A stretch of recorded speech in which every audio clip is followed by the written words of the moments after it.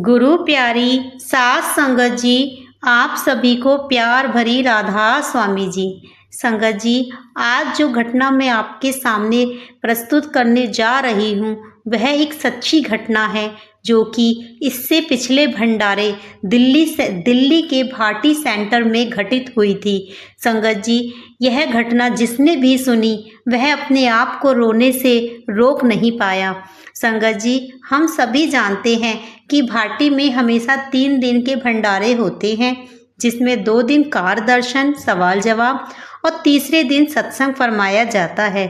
संगत जी, इससे पिछली बार जब भाटी में भंडारा हुआ तो उस समय कुछ ऐसा घटित हुआ कि जिसने सबकी आंखें खुली रह गई, सबका दिल छू गई। यह वीडियो एक ऐसी घटना को बारे में बताने जा रही है जिसमें हमें पता लग जाएगा कि क्यों बाबा जी को अपने एक सेवादार के लिए इतनी परेशानी उठानी पड़ी कि वे उस फॉरेस्ट रोड जो कि दिल्ली को भाटी सेंटर से जोड़ता है, जो कि एक संकरा रास्ता है, उस तक भी बाबा जी को खींच कर ले गई। संगत जी, आप सभी से विनती है कि जिसने भी हमारे चैनल को सब्सक्राइब ना किया हो, कृपया हमारे चैनल को सब्सक्राइब कर कमेंट में राधा स्वामी जी जरूर लिखें जी। संगत जी, वीडियो पे अंत तक बने रहना जी।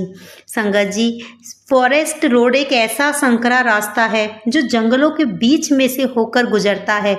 जब भी बाबा जी का सत्संग या भंडारा भाटी सेंटर में होता है तो प्रशासन इस रोड के दोनों सिरों पर लगे गेट खोल देता है ताकि ट्रैफिक जाम ना हो और फरीदाबाद साइड से आने वाली संगत आसानी से आ जा सके।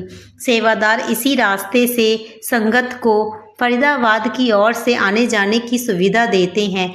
यह सड़क कम से कम 4 से 5 किलोमीटर लंबी है और इसके दोनों ओर घना जंगल है। सामान्य दिनों में यह रोड बंद रहती है क्योंकि यह वन विभाग के अधिकार क्षेत्र में आती है। जब पिछली बार भंडारा हुआ तब बाबा जी को खुद इस फॉरेस्ट रोड पर जाना पड़ा था। उस समय जयपुर से एक जत्था सेवा के लिए आया हुआ था और जत्थे में एक भाई को इसी फॉरेस्ट रोड पर काफ़ी दूर एकांत जगह ड्यूटी पर लगाया गया था। यह सेवादार किसी जत्थे के साथ पहली बार सेवा करने आया था। जैसा कि हर बार होता है कि सेवादारों को जहाँ जहाँ ड्यूटी लगती है वहाँ लंगर चाय पानी पहुँचा दिया जाता है। बाबा जी भी खुद भी कई बार सेवा स्थलों पर पहुँचकर सेवादारों को दर्शन देते हैं। उस दिन शुक्रवार था और बाबा जी ने कार दर्शन देने थे, इसलिए उस रोड पर सुबह 4 बजे से ही सेवादार अपनी सेवा में लग गए थे। सुबह करीब 5 बजे थे जब 2 सेवादार लंच पैक फल और चाय पानी लेकर उस फॉरेस्ट रोड पर ड्यूटी कर रहे सभी सेवादारों तक पहुँचे और उन्हें सामान देकर लौट गए। सभी सेवादारों ने भोजन किया और वापस अपनी ड्यूटी संभाल ली। फरीदाबाद की ओर से आने वाली संगत थी इसलिए, लेकिन क्योंकि सुबह के केवल 5 बजे थे तो ट्रैफिक भी उतना ज़्यादा नहीं था। जत्थेदार ने खबर कर दी कि बाबा जी दर्शन देने आने वाले हैं तो सभी सेवादार एक जगह इकट्ठा हो गए। बाबा जी भी वहां आए, सभी सेवादारों को दर्शन दिए और आगे बढ़ गए। लेकिन जिस सेवादार की हम बात कर रहे हैं जो कि जयपुर से पहली बार आया था, वह एक ऐसी जगह पर सेवा कर रहा था जहां पर ना तो किसी को उसकी मौजूदगी का पता था और ना ही वहां कोई लंगर या चाय पानी पहुंचा सकता था और ना ही उसे बाबा जी के दर्शन हो पाए थे। लेकिन वह भाई बिना किसी शिकायत के पूरी सुबह और दोपहर तक सेवा में जुटा रहा, भूखा प्यासा। लेकिन उसके मन में यह सवाल आ रहा था कि ना तो किसी ने चाय पानी पूछा और ना ही बाबा जी के दर्शन हुए। लेकिन फिर भी उसने सेवा नहीं छोड़ी और आने जाने वाली संगत की गाड़ियों को व्यवस्थित करता रहा। इधर दोपहर के बाद लगभग शाम को एक सेवादार बाबा जी के पास बाबा जी के लिए लंगर लेकर पहुँचे। लेकिन जैसे ही उन्होंने बाबा जी को भोजन परोसा, बाबा जी ने उस सेवादार से कहा कि इस लंगर को पैक कर दो। सेवादार थोड़ा हैरान हुआ क्योंकि बाबा जी ने ऐसा पहले कभी नहीं कहा था, लेकिन गुरु का हुक्म था, टाल नहीं सकता था। तो उसने तुरंत लंगर पैक कर दिया। फिर बाबा जी ने एक थर्मस में चाय और एक थर्मस में ठंडा पानी भी पैक कराया। यह देखकर सभी सेवादार हैरान थे। वह सेवादार भी थोड़ा हैरान था, पर उसने वैसा ही किया जैसा बाबा जी ने हुक्म किया। अब शाम होने को थी। संगत का आना लगभग थम गया था। तभी जत्थेदार को खबर मिली कि बाबा जी एक बार फिर से फॉरेस्ट रोड पर दर्शन देने आ रहे हैं।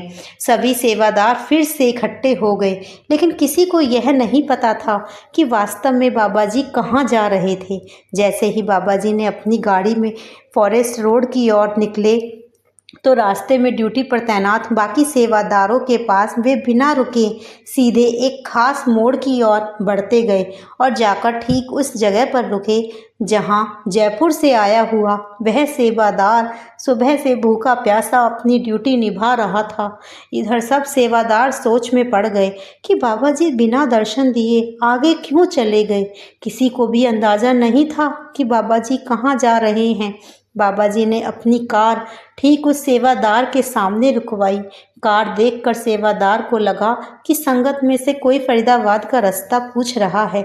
उसने बिना गाड़ी की तरफ देखे हाथ से इशारा करते हुए फरीदाबाद की दिशा बता दी। मगर अगले ही पल कुछ ऐसा हुआ जिसे वह शायद जिंदगी भर नहीं भूल पाएगा।